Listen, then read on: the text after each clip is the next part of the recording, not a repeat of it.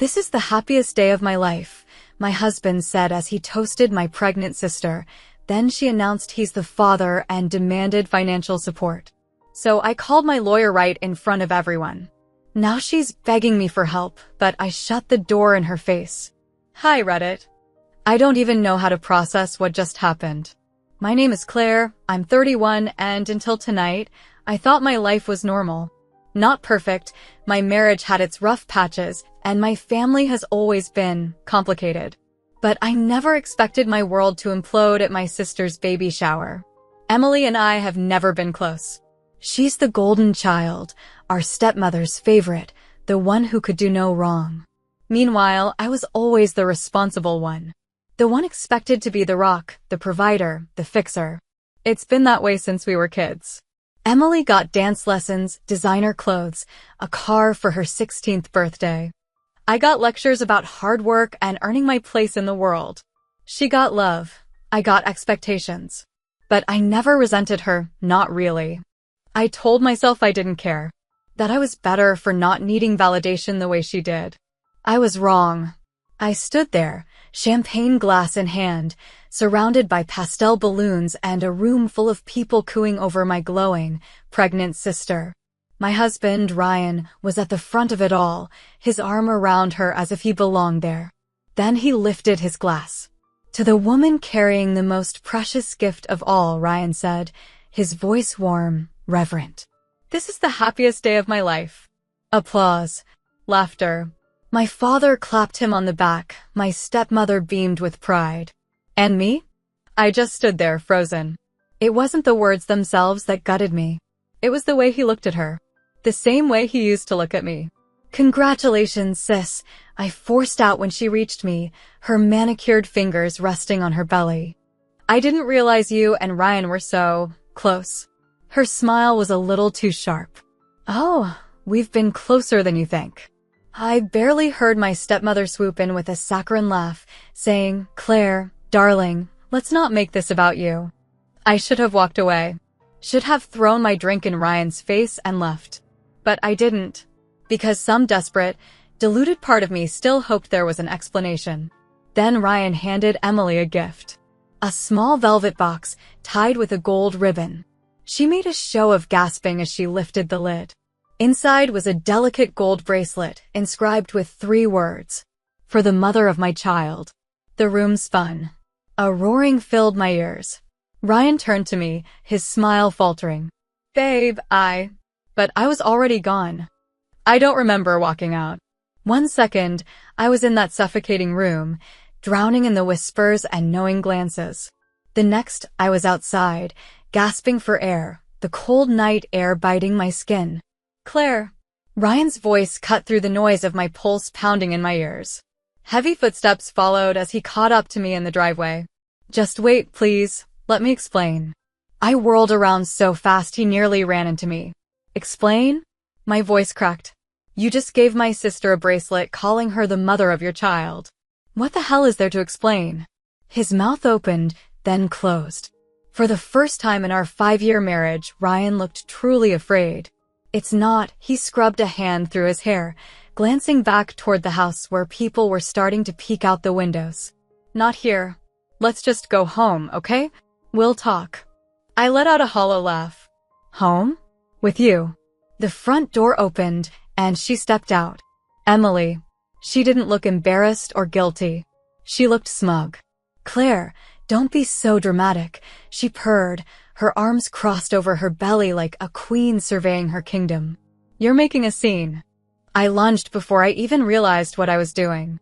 Ryan grabbed my arms, holding me back just as Emily let out a breathless, fake little gasp. "Oh my God, Claire. Are you really going to attack a pregnant woman?" My stepmother's voice came from behind her. "Claire, enough." I froze. Slowly, I turned my head to see her standing there, lips pressed in disapproval. My father was behind her, looking away, as if this whole thing was just unfortunate, but not his problem. And just like that, it clicked. They knew. My father's silence. My stepmother's cold, expectant gaze. Emily's lack of fear. They had known. All along. "You've got to be kidding me," I whispered. Emily sighed. shifting her weight. Look, I wasn't planning to tell you like this, but since you're acting crazy. I laughed. Actually laughed. You're unbelievable, I said, shaking my head. How long? Ryan stiffened beside me. Claire. How? Long. Emily smirked. Wouldn't you like to know? Something inside me snapped. You're disgusting, I spat. My eyes cut to Ryan. And you? You're pathetic. Ryan flinched. Good. I turned back to my father, my stepmother. And you too? You let this happen. My stepmother lifted her chin. We're thinking about the baby, Claire. Oh, that was rich. The baby? I repeated, my voice eerily calm. Or the money? Her lips pressed tighter. Because I knew the truth. Emily wasn't just the favorite daughter. She was the one set to inherit everything. The family money, the estate, the assets, everything was meant to be hers. That's what my stepmother had always pushed for. And Ryan had married me thinking it would eventually be mine. He hadn't fallen for Emily. He'd fallen for the promise of a bigger payout. But there was one thing none of them knew. I was the one paying for everything. The house? Mine. The accounts my father still used? Funded by me. The family business Ryan was waiting to inherit? It was in my name. And they were about to find out. Silence stretched between us. Emily's smirk didn't falter, but there was something in her eyes now, uncertainty. Ryan shifted beside me, his mouth opening and closing as if he were still scrambling for a lie that would make this all go away. But nothing could. Not now. I took a slow, steadying breath, then turned to my stepmother. You really thought I was just going to roll over and accept this? She sighed, rubbing her temple like I was an inconvenience. Claire, you're upset. But let's be rational here. Emily is pregnant. She's carrying the next generation of this family. And? I said flatly. And that comes with responsibilities. Financial responsibilities. You, more than anyone, should understand that. There it was. Not even 5 minutes into their pitiful attempt at gaslighting, and they were already circling back to what they really wanted. Money. Ryan tensed. He was catching on now, realizing that this wasn't going how he expected. You expect me to support them? I asked, tilting my head. After this? My stepmother smiled in that condescending way she always did. It's not just about support, darling. It's about what's fair. You have the means, and Emily. Emily is a grown woman who made her choices, I cut in coldly. Emily scoffed, crossing her arms over her stomach. Honestly, Claire. I'm having a baby. This is bigger than whatever little grudge you're holding. I almost laughed. The sheer audacity. A grudge. I repeated. You betrayed me. You slept with my husband. Technically, he slept with me, she shot back with a smirk. Ryan's head snapped toward her, his face paling. Oh, so now he didn't like how it sounded? I stared at my sister, at the woman who'd spent her entire life taking what wasn't hers, and finally, something inside me settled. I was done. All right, I said simply. Emily blinked. What? You want financial support? Fine. But I think we should do this the right way. Legal documents, asset transfers, all of it. I pulled out my phone and scrolled for a moment before hitting call. Ryan's eyes widened. Claire, who are you calling? My lawyer. Emily frowned. Wait, what? Right now? Why not? I smiled, holding up a finger as the line rang. If we're making things fair, might as well do it properly, right? Ryan took a step closer, lowering his voice. Claire, let's just go home and talk. Oh, we will, I murmured, keeping my eyes on Emily. Just not the way you were hoping. The call connected. Hey, Mark, I said, my voice bright, almost cheerful. I need you to start drafting paperwork. Turns out my husband and my sister think they're entitled to my assets, so let's go ahead and make it official. Emily paled. Wait, what? My stepmother's face twisted. Claire, don't be ridiculous. Oh, I'm not, I said sweetly. I'm just making sure we all understand exactly who owns what. Ryan exhaled sharply, rubbing his face. Claire, come on, you're overreacting. Am I? I turned to him fully. Because I'm thinking you should be more worried about what's going to happen to you when you realize you just lost everything. His jaw clenched. Claire, I didn't marry you for the money. I laughed. Actually laughed. That's adorable, I said. Because I just found out that the only reason you got involved with Emily was because you thought she'd be inheriting everything. Emily sucked in a breath. Ryan, what is she talking about? His lips parted, but no words came out. And just like that, she finally got it. Emily turned on him, eyes wide. Wait, you didn't want to be with me? You just thought. Emily, that's not. You absolute scoundrel, she whispered, stepping back. You're nothing but a weasel in a nice suit. Ryan's face twisted. Oh, now I'm the bad guy? He scoffed. You knew exactly what you were doing. You wanted to take everything from her. Emily's hands trembled as she pointed at me. Yes, but I wasn't foolish enough to think I was with you for love. My stepmother cut in, her voice sharp. Enough. Both of you. She turned to me, her expression tight. Claire, this is family. You can't just walk away. I met her gaze, unblinking. Watch me. And then I turned on my heel and walked back to my car. They called after me, Ryan, Emily, even my father. But I didn't look back. Not this time. I drove in silence, my fingers gripping the steering wheel so tightly my knuckles ached. My phone buzzed repeatedly in the cup holder. Ryan, Emily, my father. I ignored them all. I needed time to think. Time to process the absolute disaster that had just unfolded. By the time I reached my house, my mind was clearer.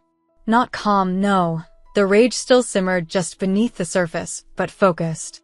I parked in the driveway and sat there, staring at the home I had built. The home I had paid for. The home that, if Ryan had his way, he would have stripped from me and handed to my sister like some kind of parting gift. Not happening. I grabbed my phone, scrolling through my contacts until I found the one person I needed right now. Mark Reynolds, attorney. He picked up on the second ring. Claire? I was just about to call you back. What's going on? I exhaled slowly. I need to start divorce proceedings. Immediately. There was a pause, then a soft sigh. I had a feeling this was coming. Does he know yet? Oh, he'll figure it out soon enough. And the assets? Are we protecting everything? I smiled coldly. Already handled. I made sure long ago that Ryan wasn't tied to anything financially. The house, the accounts, the investments, all in my name. He just doesn't know it yet. Smart, Mark said approvingly. But I assume he thinks he's entitled to something? More than something, I muttered.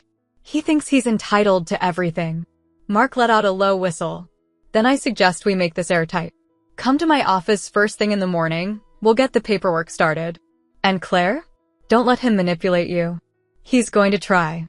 Let him try, I said darkly. It won't change a thing. I ended the call and finally stepped out of the car.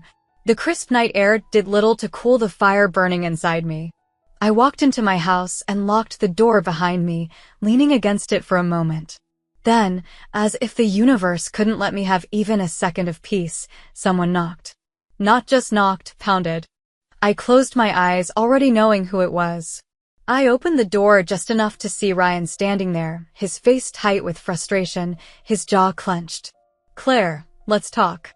There's nothing to talk about, I said flatly. He exhaled sharply, running a hand through his hair. Come on, don't be like this. We need to figure things out. I let out a humorless laugh. Oh, now you want to figure things out? Funny, you didn't seem too interested in that when you were toasting my sister as the mother of your child. Ryan had the nerve to look annoyed. You're blowing this out of proportion. I leaned against the doorframe, folding my arms. Am I? You had an affair with my sister. You let me look like a fool in front of my entire family. And now what? You think you can just talk your way out of it? He sighed, rubbing his face. I made a mistake, all right? But you're acting like I planned this, like I wanted to hurt you. I tilted my head, feigning curiosity. Oh! So you just accidentally ended up in my sister's bed? Multiple times? His jaw tightened. Claire. No, I cut him off, my voice steel. You don't get to spin this. You don't get to rewrite the narrative. You cheated. And you would have never told me if I hadn't found out tonight. Ryan exhaled slowly, then took a different approach. His expression softened, his voice lowering. Look, I know I messed up. But we've been together for years. That means something, doesn't it? You and I, we built a life together. I stared at him, my grip tightening on the door. Correction, I said. I built a life. You just lived in it. He flinched. Good. Claire, please, he murmured, stepping closer. I don't want to lose you. I held his gaze for a long moment, then said simply, you already did. Then I shut the door in his face. The next morning, I was up early, dressed in a crisp blazer, my hair sleek and professional. Today was business. By the time I arrived at Mark's office, he already had a stack of papers waiting. We'll file immediately, he said as I sat across from him. Given that everything is in your name, Ryan has no legal claim to any of it. He might try to fight, but he won't win. I nodded. Good. And I want it done quickly. No drawn-out battles. Mark smirked. That can be arranged. And what about your sister? I considered that. I don't care what happens to Emily. She made her bed.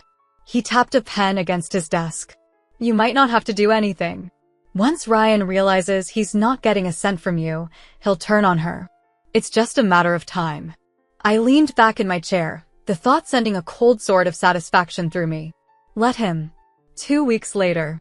Mark was right. Emily called me crying. I almost didn't pick up, but curiosity won. Claire, he left me. She sobbed into the phone. I blinked. Excuse me? Ryan. He found out the baby isn't his and he's gone. He won't answer my calls. He moved out. I inhaled sharply. I should have been furious. I should have felt betrayed all over again. Instead, I smiled. That's unfortunate, I said, completely devoid of sympathy. Claire, please, Emily sniffled. I need help. I can't do this alone.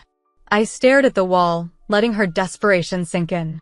Then, with the calmest voice I'd ever used, I said, that sounds like a you problem. And then I hung up. I sat in my sunlit kitchen, sipping coffee as my phone vibrated again. Emily. Her name flashed across the screen for the 5th time that morning. I ignored it. I had no interest in cleaning up the mess she made. 2 weeks ago, my life shattered. Now, the people who had broken it were watching their own world crumble, and I wasn't about to save them. The last time I had spoken to my stepmother, she had the nerve to say, Claire, we're family. You need to help your sister. I had simply replied, you chose who your real daughter was a long time ago. Live with it. I blocked her number that same night. But Emily? She was relentless. As if on cue, another message popped up. Emily, Claire, please. Just talk to me. Emily, I know I messed up, but I don't have anyone else. Emily, I lost my job. I can't pay rent. I need your help. I exhaled slowly, debating whether I even wanted to respond. But before I could decide, the doorbell rang. I already knew who it was. I let her wait. 5 minutes passed before I finally opened the door. Emily stood there, her once perfectly styled hair now a tangled mess, dark circles beneath her swollen eyes. She looked nothing like the radiant woman who had smirked at me during her baby shower. Claire, she croaked. I leaned against the door frame, sipping my coffee. What do you want? She let out a shaky breath. I need somewhere to stay. I arched a brow. You have a mother. Ask her. Emily swallowed hard. She won't help me. She and Dad aren't answering my calls. They're furious with me for ruining everything. I almost laughed. Ruining everything? That was rich, coming from her. So let me get this straight, I said. Mom and Dad turned their backs on you. Ryan abandoned you. You lost your job, and now you've come to me? The sister you betrayed? Her eyes welled with tears. Claire, I know I don't deserve your help, but please. I have nowhere else to go. I stared at her, thinking about all the times I had put her needs before my own. All the times I had let my stepmother push me aside for her. The years of sacrifices. The endless manipulation. I thought about how she had stood beside my husband, wearing a smug smile, acting as if I was the one being irrational. I thought about that bracelet. You didn't seem to care when you were taking everything from me, I said coolly. Now you want my pity? Emily wiped her face. Claire, please. I can't afford my apartment. I have bills. The baby. Not my problem, I cut in. She let out a choked sob. You can't just leave me like this. I tilted my head. You mean the way you and Ryan left me? She opened her mouth, but no words came out. Good. I survived, I continued. You will too. But you won't do it with my help. I stepped back, ready to close the door, but she grabbed my arm. Claire, wait. Just lend me some money to get back on my feet. I smiled, but there was no warmth in it. Oh, Emily. If I start saving you now, you'll never learn, will you? Her grip loosened. You're really going to do this? I'm just giving you what you deserve, I said softly. Then I shut the door in her face. And for the first time in my life, I felt free. 6 months later. The past felt like another lifetime. Ryan was gone. He had moved to another state, trying to outrun his ruined reputation. Last I heard, he was living in a tiny apartment, struggling with debt and barely keeping a job. Emily? She moved back in with our parents. They resented her for losing Ryan, and she resented them for abandoning her when she needed help. Their perfect family was officially destroyed. And me? I was thriving. I had thrown myself into my work, focused on my future. I traveled, met new people, built a life that was mine alone. One afternoon, as I was leaving my favorite cafe, I ran into my father. I almost walked past him, but he called my name. Claire, wait. I turned, raising a brow. What is it, Dad? He shifted uncomfortably. Your mother wants to see you. She regrets how things turned out. I let out a small chuckle. Does she? Or does she just regret losing access to my money? His silence was all the answer I needed. Tell her I said no. I turned to leave, but he grabbed my arm. Claire, please. We're still family. I looked him in the eye, my voice steady. No, Dad, we're not. Then I walked away. And I never looked back.